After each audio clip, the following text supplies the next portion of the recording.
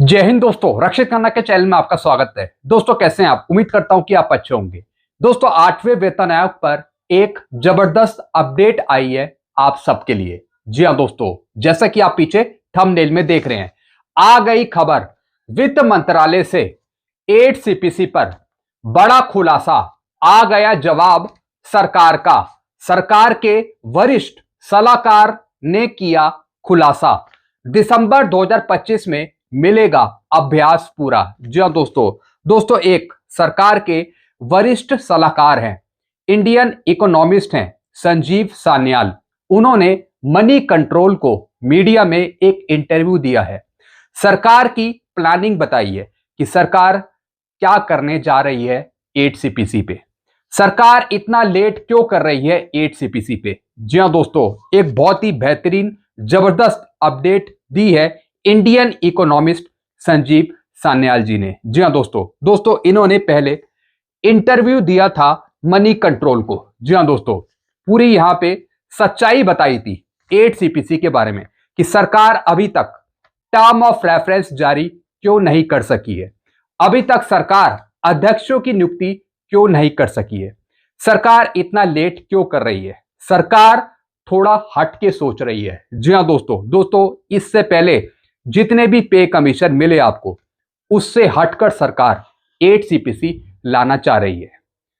सब कुछ बदल जाएगा 8 सीपीसी में। जी हां दोस्तों, ऐसी जानकारी इन्होंने दी है। तो दोस्तों एक बहुत बड़ा अपडेट है 8 सीपीसी में।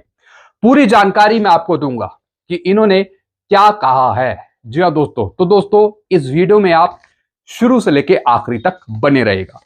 वीडियो में आगे बढ़ने से पहले एक छोटी सी अपील मैं आपसे करूंगा, और अपील है चैनल सब्सक्राइब की। देखने में आया है 34.1% ऐसे पेंशनर्स हैं, फैमिली पेंशनर्स हैं, जो बिना चैनल सब्सक्राइब किए ही वीडियो देख रहे हैं। जिससे क्या हो रहा है, मेरी जानकारियां, लेटेस्ट जानकारियां उन तक सही समय पर नहीं पहुंच रही। तो दोस्तों मैं आपसे अपील करता हूं कि अगर आप पहली बार मेरे चैनल पे विजिट करते हैं या फिर वीडियो आप देख रहे हैं, तो दोस्तों आप सबसे पहले चैनल को सब्सक्राइब कर लीजिए, ताकि मेरी लेटेस्ट जानकारियां, आगे आने वाले वीडियो के नोटिफिकेशन आपको तुरंत मिल पाए। चैनल सब्सक्राइब करने के या फिर वीडियो देखने के आपको एक भी पैसे नहीं देने, सब कुछ आपके लिए फ्री में है। एक और अपील मैं आपसे करता हूं, जितने पेंशनर्स ने चैनल को सब्सक्राइब किया है उसका परसेंटेज है 65.9%। तो दोस्तों इस परसेंटेज को आप 100% तक पहुंचाइए चैनल को सब्सक्राइब करके, ताकि आपको लेटेस्ट जानकारियां, सही जानकारियां मिल सके। दोस्तों जो इन्होंने इंटरव्यू दिया था, जी हां दोस्तों, जो इंडियन इकोनॉमिस्ट हैं, जो इन्होंने इंटरव्यू दिया था मनी कंट्रोल को, यह दिया था दोस्तों इंग्लिश में। पूरा इंटरव्यू उन्होंने इंग्लिश में दिया था, लेकिन दोस्तों मैं आपको हिंदी में समझाऊंगा कि इन्होंने क्या जानकारी दी है 8 सीपीसी के बारे में। सरकार इतना लेट लतीफ क्यों कर रही है, सारी जानकारी दोस्तों मैं आपको देने वाला हूं। पूरा वीडियो देखेगा दोस्तों, पूरा वीडियो देखेगा, बीच में से स्किप मत करेगा, वरना आपको जानकारियां सही से समझ में नहीं आएंगी। चलते हैं दोस्तों, अब जानकारियां लेते हैं विस्तार से। Union government is perhaps not too large, it's probably too small. इन्होंने बताया कि सरकार जो है वो ज्यादा लंबी चौड़ी सरकार नहीं है, छोटी सी सरकार है, बहुत ही अहम फैसले ले सकती है 8 सीपीसी के बारे में, सेज संजीव सान्याल। जी हां दोस्तों, और दोस्तों ये पहले वित्त मंत्रालय में भी रह चुके हैं। इनका पूरा नाम है संजीव सान्याल। यह है दोस्तों, इन्होंने बताया है 8 सीपीसी के बारे में। पूरी जानकारी जैसा मैंने आपको बताया हिंदी में मैं आपको दूंगा, ताकि आप बेहतर तरीके से समझ सके। चलते हैं दोस्तों, पहला पॉइंट, पता चल गया 8वें वेतन आयोग में देरी क्यों हो रही है। सरकार कर रही है बड़े रीस्ट्रक्चरिंग की तैयारी। जी हां दोस्तों, इन्होंने बताया कि सरकार कर रही है तैयारी किसकी, रीस्ट्रक्चरिंग की। जी हां दोस्तों, अब दोस्तों ये रीस्ट्रक्चरिंग क्या होता है, हिंदी में इसका मतलब होता है पुनः संरचना। जी हां दोस्तों, यानी कि नया रूप देना 8 सीपीसी को। जी हां दोस्तों, अब दोस्तों कयास लगाए जा रहे हैं अनुमानित तौर पे कि 8 सीपीसी सबसे हटकर पे कमीशन साबित होगा। इससे पहले जो आपको पे कमीशन मिले हैं 1 से लेकर 7 तक, वो डिफरेंट थे, लेकिन 8 सीपीसी उससे और अलग होगा। सब कुछ बदल जाएगा 8 CPC में। इस वजह से सरकार कहीं ना कहीं लेट लतीफी कर रही है, पूरी तैयारी कर रही है 8 CPC पे। फिर क्या लिखा है, सरकार के एक वरिष्ठ सलाहकार इंडियन इकोनॉमिस्ट संजीव सान्याल ने किया खुलासा। पहले संजीव सान्याल वित्त मंत्रालय में भी थे। जी हां दोस्तों, जैसा मैंने आपको बताया, जो ये इंडियन इकोनॉमिस्ट हैं जिनका नाम है संजीव सान्याल, दोस्तों ये पहले वित्त मंत्रालय में भी रह चुके हैं। जी हां दोस्तों, इनको सारी बातें पता है, सारी चीज इनको पता है, जब भी दोस्तों इन्होंने 8 CPC के बारे में बताया। यानी सरकार की बात ये आपको बता रहे हैं 8 CPC के बारे में। केंद्र सरकार के लाखों कर्मचारियों और पेंशन भोगियों का जनवरी 2025 में घोषित 8वें वेतन आयोग का इंतजार बढ़ता जा रहा है। हालांकि कई महीने बीत जाने के बाद भी सरकार ने इस आयोग का गठन या इसके काम करने के दिशा निर्देश तय नहीं किए हैं। इस देरी ने यह सवाल खड़ा कर दिया है कि कब तक संशोधित वेतन और पेंशन मिल पाएंगे। जी हां दोस्तों, इन्होंने सबसे पहले बात करी लेट लतीफी की। सरकार ने अभी तक टर्म ऑफ रेफरेंस जारी नहीं करे हैं, अध्यक्षों की नियुक्ति नहीं करी है, जिससे पेंशनर्स में, कर्मचारियों में चिंताएं बढ़ गई हैं कि सरकार क्यों लेट कर रही है, सरकार जल्दी काम क्यों नहीं कर रही है। तो दोस्तों सबसे पहले इन्होंने इसी पर चिंता व्यक्त करी, फिर आगे की बात बताई इन्होंने, वो मैं आपको आगे समझाऊंगा।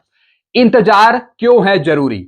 वेतन आयोग इसलिए महत्वपूर्ण होते हैं क्योंकि वे तय करते हैं। अब क्या तय करते हैं? कोई भी पे कमीशन, मौजूदा कर्मचारियों के वेतन में वृद्धि। जी हां दोस्तों, कोई भी नया पे कमीशन आपकी सैलरी में बढ़ोतरी करता है, आपकी पेंशन में बढ़ोतरी करता है, पेंशन भोगियों की पेंशन में बढ़ोतरी करता है, भत्ते और अन्य लाभ आपको दिए जाते हैं कोई भी नए पे कमीशन पे। जो अलाउंसेंस है वो भी बढ़ते हैं, साथ ही साथ जो दूसरे लाभ हैं वो भी बढ़ते हैं। दीर्घकालिक वित्तीय सुरक्षा। जी हां दोस्तों, फिर दोस्तों आपको पेंशन और सैलरी में एक लंबी सुरक्षा मिलती है, यानी आपके जो आर्थिक दुविधाएं होती हैं वो दूर हो जाती है। इससे जो फैमिली में जो इशू होते हैं आर्थिक, वो भी कहीं ना कहीं दूर हो जाते हैं, क्योंकि इससे पेंशन सैलरी बढ़ती है, हमारा पैसा बढ़ता है। फिर क्या लिखा है, सरकार के पुनः गठन से कनेक्शन। जी हां दोस्तों, अब दोस्तों सरकार 8 CPC को क्यों गठित करेगी? जो पुराना पे कमीशन है उसके मुकाबले 8 CPC हटकर क्यों होगा?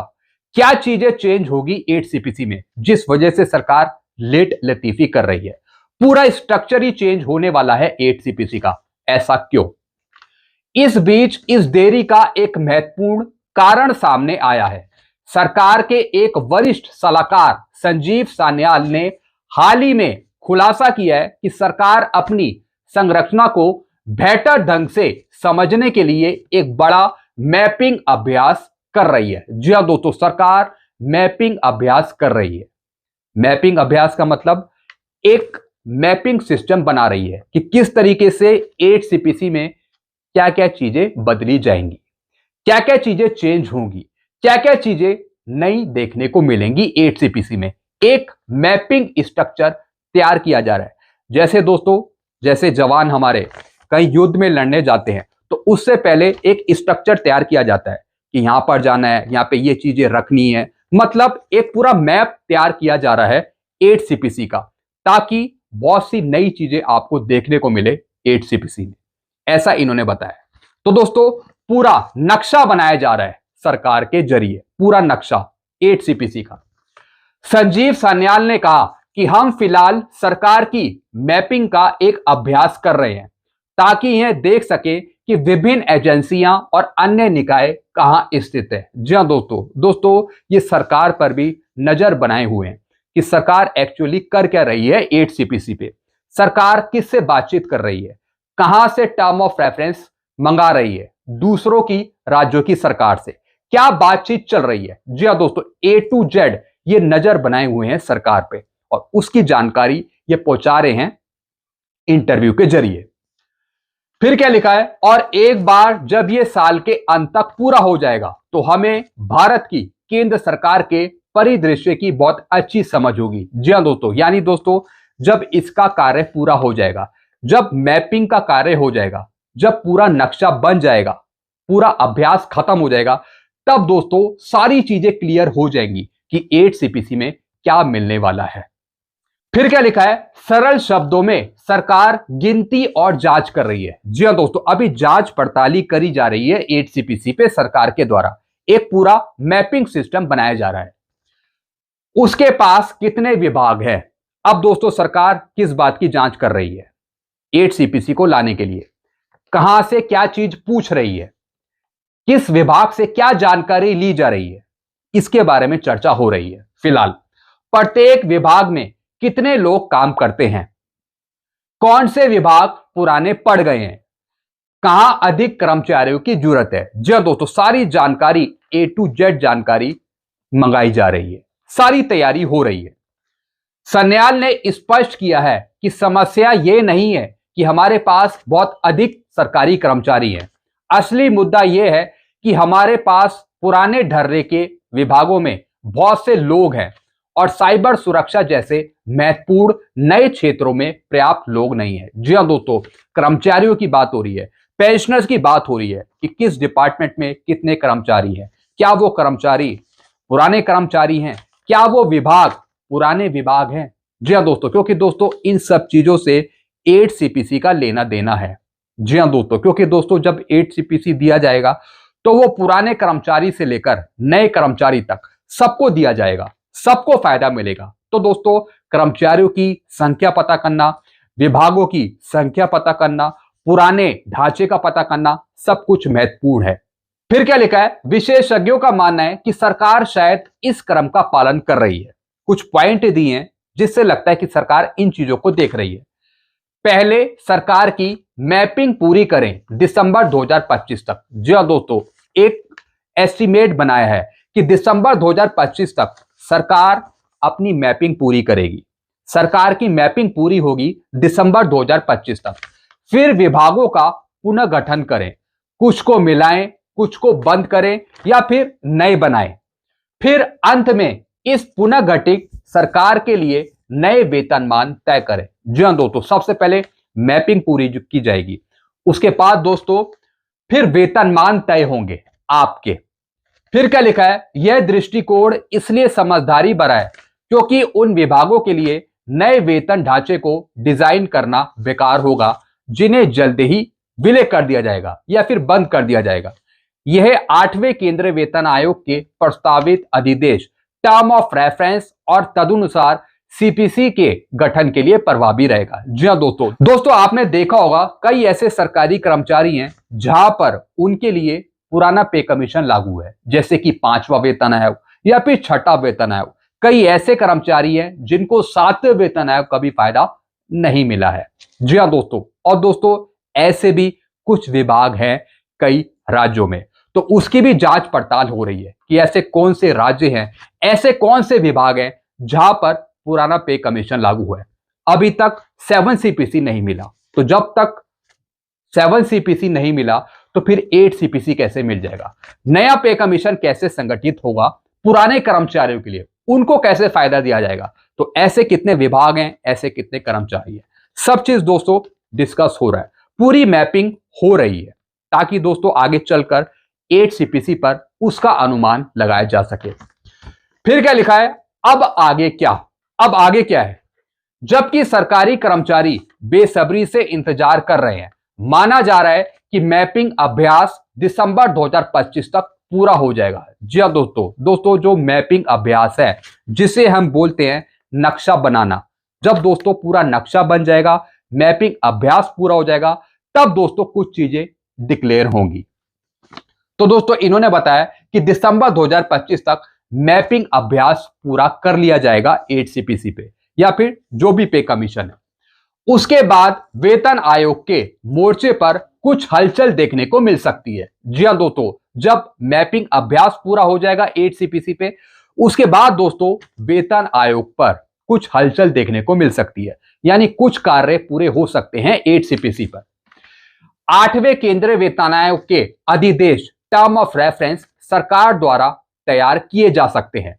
जी हां दोस्तों, जब मैपिंग काम पूरा हो जाएगा, जब पूरा नक्शा बन जाएगा, उसके बाद टर्म ऑफ रेफरेंस जारी हो सकते हैं सरकार के द्वारा, ऐसा इन्होंने बताया। नया वेतन ढांचा फिर एक अधिक आधुनिक कुशल सरकार के लिए डिजाइन किया जाएगा जो देश की जरूरतों को बेहतर ढंग से पूरा कर सके। जी हाँ दोस्तों, यानी कि दोस्तों नया वेतन ढांचा बनेगा, पे स्ट्रक्चर बनेगा, सैलरी स्ट्रक्चर बनेगा, पेंशन टेबल बनेगी। ये सब चीजें बनेगी दोस्तों, जिससे कहीं ना कहीं कर्मचारियों का, पेंशनर्स का जो आधुनिक आधुनिक आगे का काल है वो सुरक्षित होगा, उनकी आर्थिक स्थिति बेहतर होगी, जो उनका फ्यूचर काल है वो बेहतर होगा, जो देश की जरूरतों को बेहतर ढंग से पूरा कर सकेगी अगर आपकी पेंशन सैलरी बढ़ेगी। यह देरी शायद निराशाजनक है, लेकिन लंबे समय में इससे एक बेहतर संगठित सरकार और अधिक न्याय संगत वेतन प्रणाली बन सकती है। जी हाँ दोस्तों, भले ही हमें लग रहा है कि सरकार लेट लतीफी कर रही है, लेकिन दोस्तों क्या पता इस अंधकार के पीछे एक रोशनी हो, एक उम्मीद की किरण हो जो हमें सही सैलरी और पेंशन दे सकती है। तो दोस्तों हमें हमेशा पॉजिटिव रहना है। हम सोच सकते हैं कि सरकार शायद इस वजह से देरी कर रही है कि सरकार कुछ और बेहतर कर रही हो 8CPC में, कुछ नई चीजें मेंशन हो रही हो 8CPC में। तो दोस्तों ऐसा इनका भी कहना है। तो दोस्तों एक लेटेस्ट जानकारी थी जो मैंने आपको समझाई 8CPC में।